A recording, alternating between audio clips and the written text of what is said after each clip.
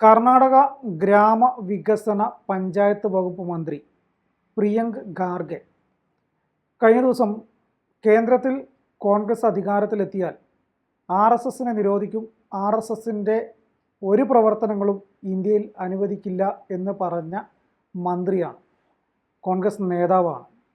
രാഷ്ട്രീയത്തിൽ കോൺഗ്രസിൻ്റേതായ ചില അഭിപ്രായങ്ങൾ, പ്രത്യേകിച്ച് RSSനെതിരെയുള്ള അഭിപ്രായങ്ങൾ കഴിഞ്ഞ കുറച്ച് നാളുകളായിട്ട് സംസാരിക്കുന്നത് ഒരുപക്ഷെ പ്രിയങ്ക് ഖാർഗെ എന്ന കോൺഗ്രസിൻ്റെ കർണാടകയിൽ നിന്നുള്ള നേതാവായിരിക്കും. അദ്ദേഹം ഇപ്പോൾ ഏറ്റവും ഒടുവിലായിട്ട് RSSനെതിരെയുള്ള മറ്റൊരു ആക്രമണത്തിന് തുടക്കമിട്ടിരിക്കുകയാണ്. അതായത് അത് ഇപ്രകാരമാണ്: 300-400 കോടി രൂപയുടെ ഓഫീസ് നിർമ്മിക്കാൻ RSSന് എവിടെ നിന്നാണ് പണം ലഭിക്കുന്നതെന്ന് അദ്ദേഹം ചോദിച്ചു. ഫണ്ടിൻ്റെ ഉറവിടം എന്താണെന്ന് വെളിപ്പെടുത്താത്തത് എന്തുകൊണ്ടാണ് ഫണ്ടിങ് ഇത്ര അവ്യക്തമാക്കുന്നത്?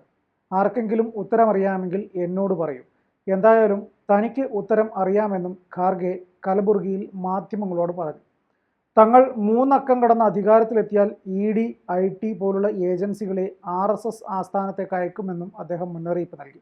നിലവിൽ RSS BJP രാഷ്ട്രീയത്തിനെ എതിർത്ത് നിൽക്കുന്ന ഓരോ രാഷ്ട്രീയ നേതാക്കളുടെയും വീടുകളിലേക്ക് EDകൾ കയറുന്നത് കഴിഞ്ഞ കുറച്ച് നാളുകളായിട്ട് സർവ്വസാധാരണമായൊരു കാഴ്ചയാണ്.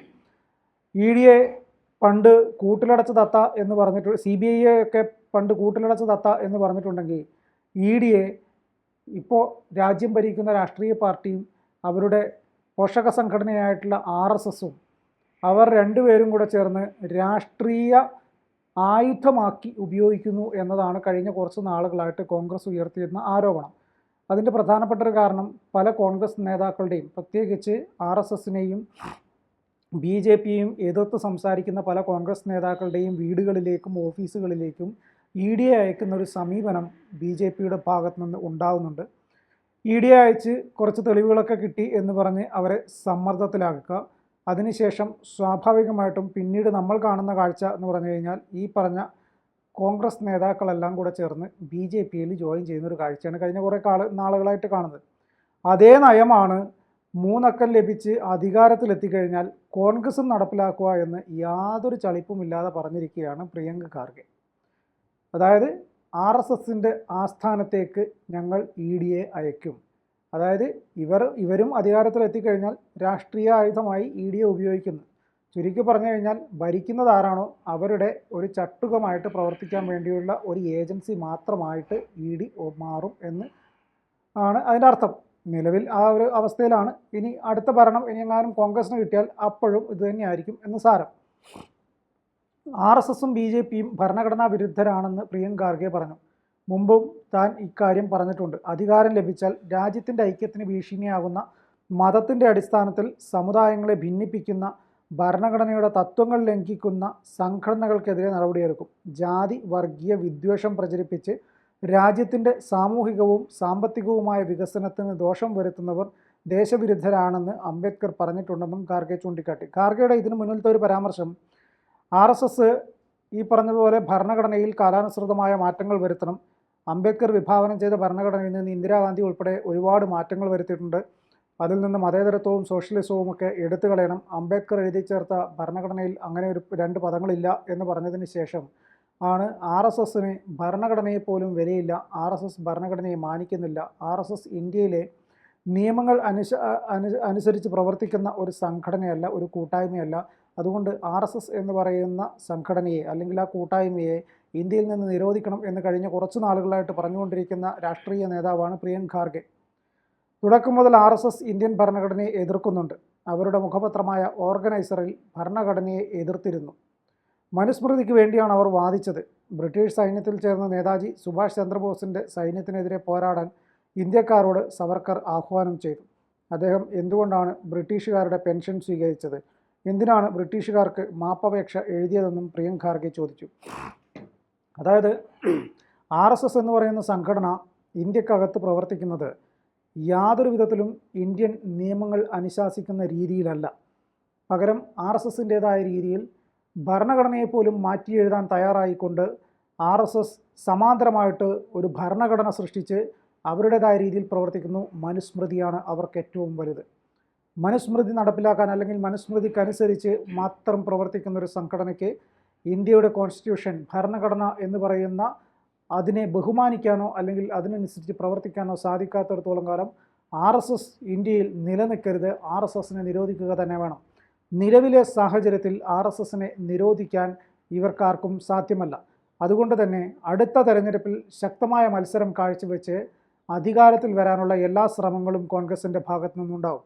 അതിന് മുൻപന്തിയിൽ നിന്ന് താൻ തന്നെ കോൺഗ്രസിനെ നയിക്കും. പ്രിയങ്ക ഖാർഗെ മാധ്യമങ്ങളോട് പറഞ്ഞ വാക്കുകളാണിത്. കോൺഗ്രസ് അങ്ങനെ അധികാരത്തിലെത്തുകയാണ് എങ്കിൽ, അധികാരത്തിലെത്തിയാൽ ഏറ്റവും ആദ്യം ചെയ്യുക RSS എന്ന് പറയുന്ന സംഘടന നിരോധിക്കും. അതോടൊപ്പം വർഗീയപരമായിട്ട് വിവേചനം സൃഷ്ടിക്കുന്ന, വർഗീയമായി ചിന്തിക്കുന്ന ഒരുപാട് സംഘടനകൾ നമ്മുടെ ഇന്ത്യയിലുണ്ട്. ആ സംഘടനകളെല്ലാം നിരോധിക്കാനും ആ സംഘടനയിൽ പ്രവർത്തിച്ചവർക്കെതിരെ നടപടിയെടുക്കാനും ഉള്ള പദ്ധതികളായിരിക്കും അധികാരത്തിലെത്തിയാൽ ആദ്യം ചെയ്യുക. ഏറ്റവും ആദ്യം RSS എന്ന് പറയുന്ന സംഘടനയെ നിരോധിക്കുക. അതിനുശേഷം മറ്റ് സംഘടനകൾക്കും കൃത്യമായ താക്കീത് നൽകി, അവർക്കും മുന്നറിയിപ്പ് നൽകി, അവരെയും നിരോധിക്കാനും നിയമ നടപടികളുമായിട്ട് മുന്നോട്ട് പോകാനുമുള്ള പ്രവർത്തനങ്ങളാണ് ഉണ്ടാവുക. മറ്റൊരു പ്രധാനപ്പെട്ട ഒരു കാര്യം, RSS ഇപ്പോൾ 300-400 കോടി രൂപ ചിലവാക്കി പണിയുന്ന ഓഫീസിനെ കുറിച്ചാണ് ചർച്ച. എവിടെ നിന്നാണ് RSSന് ഇത്രയും തുക വരുന്നത്? എവിടെ നിന്നാണ് RSSന് ഈ 400 കോടിയൊക്കെ വരുന്നത്? ഇതിൻ്റെ സോഴ്സ് ചോദിക്കുമ്പോൾ എന്തുകൊണ്ടാണ് RSS മൗനം പാലിക്കുന്നത്? എന്തുകൊണ്ട് RSSന് അവരുടെ സോഴ്സ് വെളിപ്പെടുത്താൻ സാധിക്കുന്നില്ല? ഇനി മറ്റാരെങ്കിലും അതിൻ്റെ സോഴ്സ് വെളിപ്പെടുത്താൻ തയ്യാറാവുമോ? ആരും തയ്യാറാവില്ല. RSSന് ലഭിച്ച തുക RSS തന്നെ അവരുടെ ഓഫീസ് നിർമ്മാണത്തിനായി ഏതൊക്കെ രീതിയിൽ ഫണ്ട് ശേഖരിച്ചിട്ടുണ്ട്, ഇന്ത്യയിൽ നിന്ന് സാധാരണപ്പെട്ട ജനങ്ങളിൽ നിന്ന് പിരിച്ചതാണെങ്കിൽ അതിൻ്റെ കണക്ക് പറയണം. അതല്ല ഏതെങ്കിലും കോർപ്പറേറ്റുകളോ അല്ലെങ്കിൽ ഏതെങ്കിലും സംഘടനകളോ ആണ് RSSന് വേണ്ടിയിട്ട് പണപ്പിരിവ് നടത്തുകയോ അല്ലെങ്കിൽ സംഭാവനയെ നൽകുകയോ ചെയ്തിട്ടുണ്ടെങ്കിൽ ആ കണക്ക് പറയണം. പക്ഷേ ഈ കണക്കുകളൊന്നും RSS പുറത്തുവിടുന്നില്ല. ഇഡിക്കോ ഇൻകം ടാക്സിനോ ഒന്നും RSSൻ്റെ ആസ്ഥാനത്തെ ഈ വലിയ തുക മുടക്കിയുള്ള RSSൻ്റെ ആസ്ഥാന മന്ദിര നിർമ്മാണത്തെക്കുറിച്ച് ചർച്ചയില്ല.